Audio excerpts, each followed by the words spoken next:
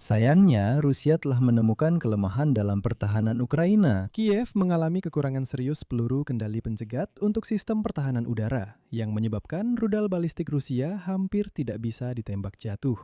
Dengan meningkatkan serangan rudal di Ukraina, Rusia hanya memanfaatkan kelangkaan global rudal pencegat anti pesawat yang sangat parah.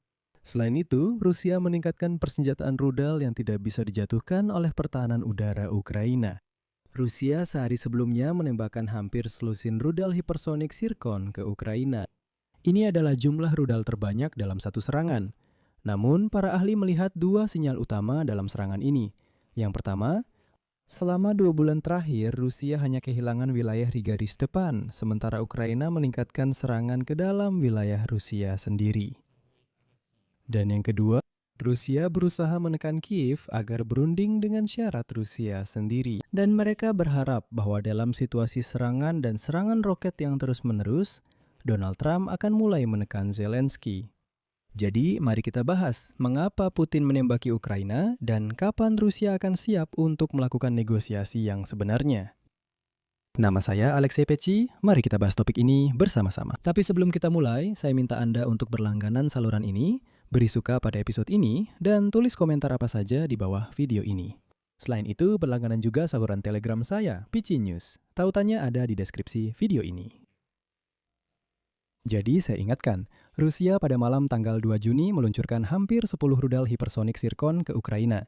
Ini adalah jumlah terbesar rudal seperti itu dalam satu serangan. Secara keseluruhan, saat itu Rusia meluncurkan 73 rudal dan 656 drone serang. Sayangnya, sebagian besar rudal terbang dengan lintasan balistik mengenai target mereka, dan ini tidak terjadi begitu saja. Sayangnya, menjadi jelas bahwa dengan meningkatkan serangan rudal di Ukraina, Rusia memanfaatkan kekurangan kritis rudal pencegat anti pesawat secara global. Meskipun Amerika Serikat meningkatkan produksi rudal pencegat, kekurangan ini akan terus dirasakan dalam waktu yang lama dan tidak hanya di Ukraina. Para analis memperkirakan bahwa kekurangan rudal untuk sistem pertahanan udara akan terasa sangat parah, setidaknya selama 2 hingga 3 tahun ke depan. Kekurangan rudal Patriot saja sudah memengaruhi taktik Rusia dalam perang melawan Ukraina, terutama di tengah ketegangan mengenai akses militer Ukraina ke Patriot antara Kiev dan pemerintahan Trump.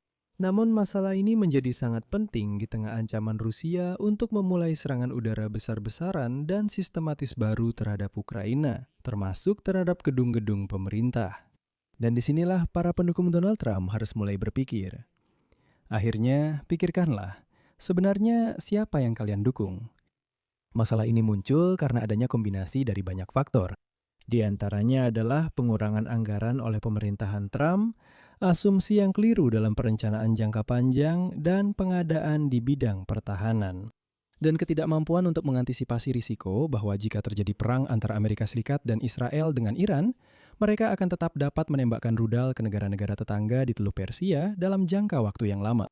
Ini berarti bahwa Trump, telah salah perhitungan secara bodoh dan menempatkan Ukraina serta sekutu-sekutu di Timur Tengah dalam bahaya. Saat ini, Patriot masih dianggap sebagai perlindungan terbaik terhadap rudal balistik yang terbang di ketinggian tinggi. Meskipun tentu saja ada juga sistem pertahanan udara Eropa, namun dalam hal ini mereka jauh kalah dibandingkan dengan sistem Amerika. Namun, kekurangan rudal untuk sistem Patriot sayangnya menciptakan celah kerentanan tidak hanya bagi Ukraina, tetapi juga bagi negara-negara lain yang bergantung pada Amerika Serikat dalam hal pengoperasian pertahanan udara. Pada saat yang sama, kegemparan ini terutama disebabkan oleh penggunaan intensif rudal pencegat selama kampanye Amerika Israel melawan Iran. Menurut beberapa perkiraan, konflik ini telah menguras hampir sepertiga cadangan rudal pencegat Patriot. Sementara menurut salah satu perkiraan, negara-negara Teluk Persia bersama-sama telah menembakkan lebih dari 1.100 rudal Patriot. Meskipun, saya ingatkan, Ukraina sebenarnya telah menawarkan opsi murah untuk mencegat drone Iran sejak awal. Minggu lalu, Zelensky mengajukan permohonan bantuan kepada Gedung Putih dan Kongres. Dia menyebut rudal untuk Patriot, kutipannya, sebagai alat yang sangat penting untuk menyelamatkan nyawa, sambil menambahkan bahwa rudal balistik adalah keunggulan signifikan terakhir Moskwa. Donald Trump sayangnya mengabaikan permintaan ini. Pejabat Eropa mengatakan bahwa eskalasi dari Vladimir Putin adalah hasil dari meningkatnya kesulitan Rusia di bidang militer dan ekonomi. Dan ini bisa berarti upaya pihak Rusia untuk melanjutkan kembali perundingan damai yang buntu dalam upaya mencapai kesepakatan dengan syarat-syarat Moskow. Jadi maksudnya adalah menciptakan mimpi buruk jangka pendek yang membuat Kiev setuju pada syarat apapun asalkan serangan rudal bisa dihentikan. Di sini kita harus melihat situasinya secara lebih luas. Kemajuan Rusia di garis depan, di timur dan selatan Ukraina dalam beberapa bulan terakhir telah melambat, meskipun Kremlin menghabiskan banyak sumber daya dan mengorbankan banyak nyawa untuk mencapai tujuan militernya. Bahkan, Rusia sudah 2 bulan berturut-turut kehilangan kendali atas wilayah-wilayah di Ukraina. Hal ini ditulis oleh Institut Studi Perang Amerika. Dan jika pada bulan April, kerugian bersih wilayah yang sebelumnya direbut oleh Angkatan Bersenjata Federasi Rusia adalah 116 km persegi, maka pada akhir Mei angka ini mencapai 281 km persegi. Para analis hanya menghitung wilayah yang sepenuhnya berada di bawah kendali militer Rusia, tanpa memperhitungkan zona infiltrasi kelompok-kelompok kecil ini. Pasukan Ukraina hingga saat ini sebagian besar telah menghentikan serangan musim semi musim panas Rusia tahun ini. Dan tren kehilangan wilayah bagi serangan Rusia sangat memprihatinkan. Sekali lagi pada bulan April mereka kehilangan bersih 116 km persegi. Pada bulan Mei sudah 281 km persegi. Dan itulah sebabnya Kremlin mencoba mengalihkan semua perhatian ke serangan besar-besaran terhadap kota-kota. Di sisi lain, serangan jarak jauh Ukraina ke Moskow dan infrastruktur energi telah memberi gambaran kepada orang Rusia tentang perang yang membuat bahkan para pendukung Vladimir Putin bertanya-tanya, apakah Rusia sebaiknya melanjutkan perang ini? Dan di Moskow, semakin banyak pembicaraan bahwa kemenangan mutlak sudah tidak mungkin lagi. Dan kemenangan mutlak itu pun katanya tidak diperlukan. Nah, bahkan propagandis yang sama, Solovyov, sekarang di siarannya mengatakan, dengarkan, misalnya Odessa, orang Rusia katanya tidak pernah berniat merebutnya. Dan menurut Solovyov, katanya itu sudah bukan kota Rusia lagi. Dan secara umum ya di Odessa sudah tidak ada orang Rusia lagi, jadi untuk apa merebut Odessa? Sudah mulai sedikit mundur ke belakang. Dan berkata bahwa kami memang tidak berniat meraih kemenangan mutlak. Selain itu, serangan drone Ukraina jarak menengah menyebabkan gangguan serius pada logistik dan jalur pasokan di sepanjang koridor darat utama yang menghubungkan Rusia dengan Crimea yang diduduki, melalui wilayah selatan Ukraina yang diduduki. Kiev telah memulai produksi massal dan peluncuran drone jarak menengah yang mampu menyerang target hingga jarak 200 km. Serangan-serangan ini telah membuat jalan-jalan menjadi berbahaya. Di wilayah Ukraina yang diduduki, hampir tidak dapat digunakan untuk logistik militer musuh.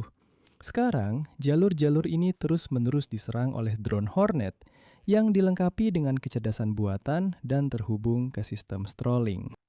Pihak berwenang pendudukan Rusia mengakui adanya masalah. Misalnya di wilayah Kherson, para pengemudi yang menuju ke Crimea disarankan untuk bepergian hanya pada siang hari. Tetap waspada dan, perhatian, tetap fokus. Jika terjadi serangan drone, lompatlah keluar dari mobil saat mobil masih berjalan.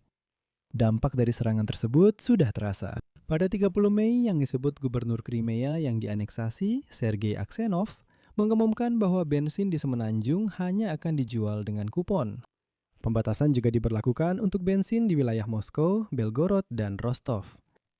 Jadi, apa yang kita miliki? Keunggulan militer Rusia semakin berkurang. Ukraina memperluas wilayah dan intensitas serangan. Amerika Serikat mengambil jeda dalam negosiasi. Semuanya berjalan tidak seperti yang diinginkan Vladimir Putin. Oleh karena itu, eskalasi adalah satu-satunya cara untuk merespon situasi yang tidak bisa sepenuhnya dikendalikan olehnya. Namun dalam pernyataannya, Vladimir Putin masih tetap mengklaim bahwa dirinya menang. Nah, pada 29 Mei dia menyatakan, kutipannya, posisi kami di garis depan sedemikian rupa sehingga Rusia bisa berbicara tentang segera berakhirnya perang. Pasukan kami maju setiap hari ke segala arah, ke arah kami. Namun, para pejabat Eropa berpendapat bahwa Vladimir Putin sedang berada dalam posisi yang sulit. Moskow menggunakan eskalasi untuk mendorong Amerika Serikat melanjutkan perundingan damai, di mana Kremlin berharap Donald Trump akan menekan Zelensky agar menarik pasukan dari sisa wilayah Donbas.